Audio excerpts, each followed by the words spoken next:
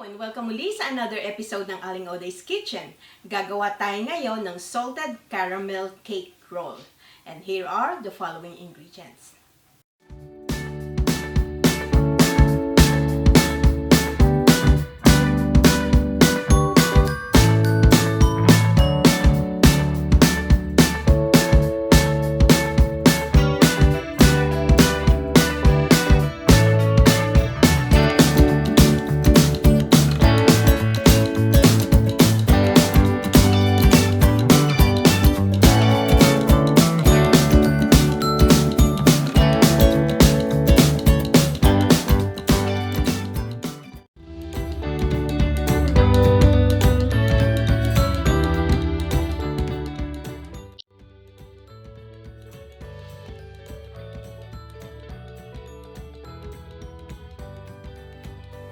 Gagamit din tayo ng isang 12-inch by 16-inch by 1-inch baking tray lined with parchment paper, spatula, and hand mixer. Ang ating first step, magpe-preheat na tayo ng oven sa 350 degrees Fahrenheit or 175 degrees Celsius. Ang ating next step, isi-sieve lang natin itong cake flour. Na-sieve ko na to. Then add na natin yung baking powder, yung salt. Sift din natin. Then, imimix lang natin to. And we'll set this aside. Then, ang next step, dito yung ating liquid ingredients, yung evaporated milk, at saka yung oil, pagsamahin din natin. I-add na natin yung vanilla. Then, mix lang natin. Again, we'll set this aside. Ang ating next step, dito sa ating eggs, i-add na natin yung sugar. Then, i-beat natin to on high speed for 5 minutes.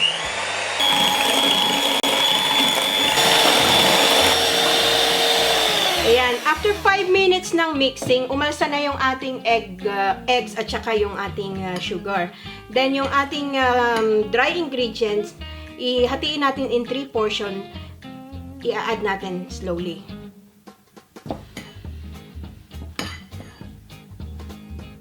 Then, ibibit natin to for 8 to 10 seconds on low speed.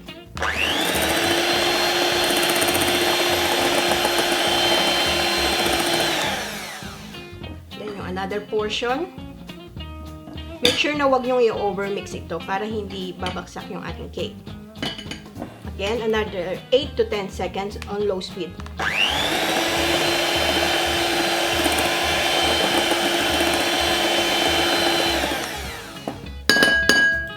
Yung ating last portion. 8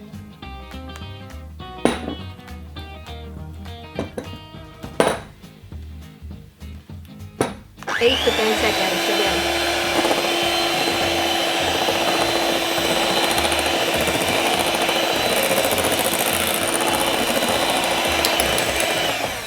Then, ipo-fold in natin yung ating liquid ingredients.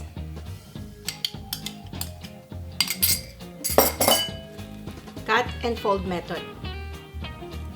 Again, don't overmix it para hindi babagsak yung ating cake. Ayan, na-mix na natin. Kunin na natin yung prepared tray. I-transfer na natin yung butter.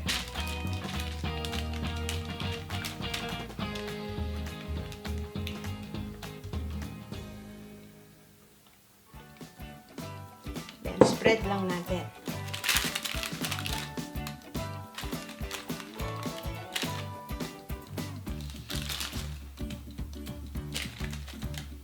I-bake natin to for 12 to 15 minutes on our preheated oven. Habang hinihintay natin yung cake, gawin na natin yung icing. Ito yung ating softened butter. I-add na natin yung icing sugar.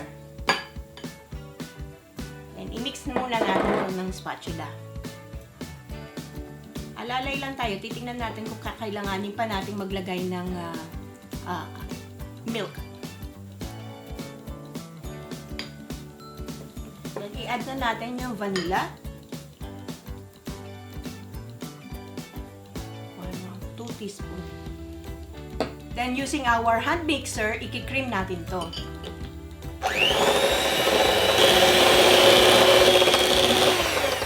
Ayan, well creamed na yung ating icing. We'll set this aside.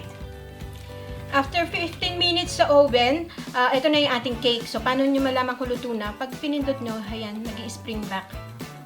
I-leave lang natin dito sa ating tray for about 5 minutes. Nag-prepare ako ng isang parchment paper. Nag-dust ako ng icing sugar. Nasa ilalim yung ating tea towel. So, habang mainit pa yung ating cake, transfer natin dito.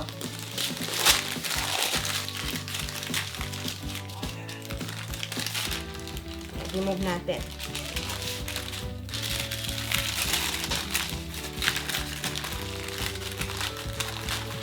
Habang mainit pa yung ating cake, i-roll na natin siya using that roll it gently kasama yung ating clean towel para hindi magka-crack yung ating cake. Yan. And then we'll leave this to cool down completely.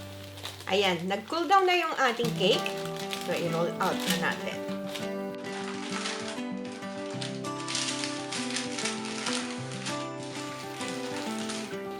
Then, yung ating icing na prepare kanina, yung ating buttercream, lagyan lang natin. Spread natin. Hanggang dito lang sa ating mga 1 inch magtira tayo dyan.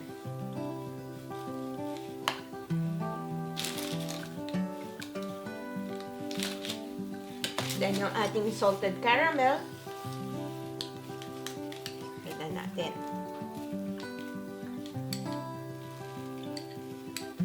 Tira lang tayo ng konti para mamaya sa outer.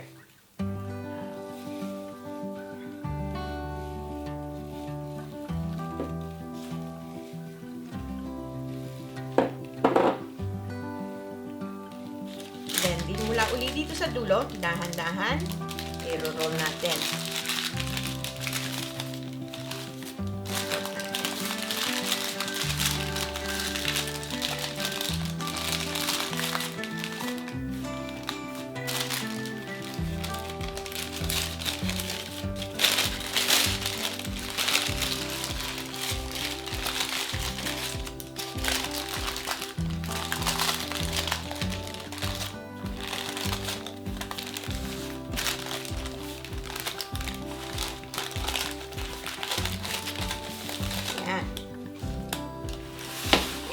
Transfer ko na dito sa ating tray and then i-icing na natin yung labas. Oops. Cover lang natin to ng icing. Ayan, natapos na nating ma-icingan yung ating cake. So, yung natitira nating salted caramel, kuha lang tayo ng kutsarita or teaspoon. Daanan lang natin.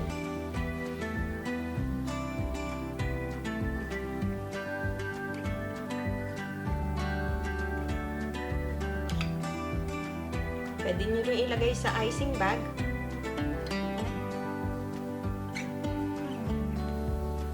Ito na ang ating salted caramel cake roll or Swiss roll. Sana magustuhan niyo itong recipe na ito and share to your friends. Ako po si Aling Oday. Magkita-kita tayo sa susunod na video. Salamat! Bye!